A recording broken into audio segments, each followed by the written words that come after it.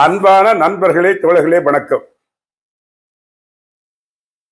மாஹே தொகுதியில் போட்டியிடக்கூடிய அருமை தோழர் அசோக்குமாருக்கு இடது முன்னணியுடைய ஆதரவு வேட்பாளராக தொலைக்காட்சி சின்னத்தில் போட்டியிடுகிறார்கள்.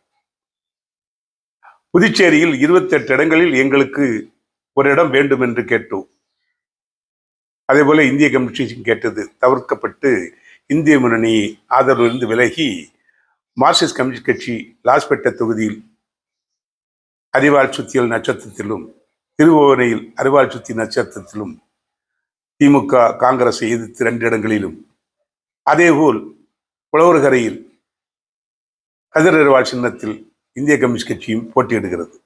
அதேபோல் 60 ஆண்டுகளுடைய காங்கிரசுடைய தவறான பாதையும் அதன் மூலமாக ஆட்சிக்கு வந்த மோடியின் 12 ஆண்டு சாதனையையும், விலைவாசி உயர்வு, 2 கோடி பேருக்கு வேலை, கேஸ் பெட்ரோல் டீசல் பற்றாக்குறை தீர்ப்பது, 500,000 செல்லாததாக்கி 12 லட்சம் போடுவது என்று பொய் வாக்குறுதி கொடுத்த பிஜேபி வருகிறார்கள். காங்கிரஸும் வர்றாங்க. நாட்டை கெடுத்த கூட்டங்கள் பூராவும் ஓட்டு கேட்டு வராங்கன்னு,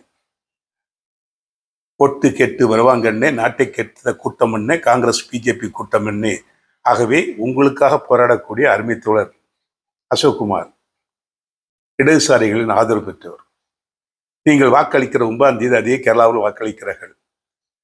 கேரளத்தில் மீண்டும் பினராயி விஜயன் வருவதற்கான வெளிச்சம் தெரிகிறது.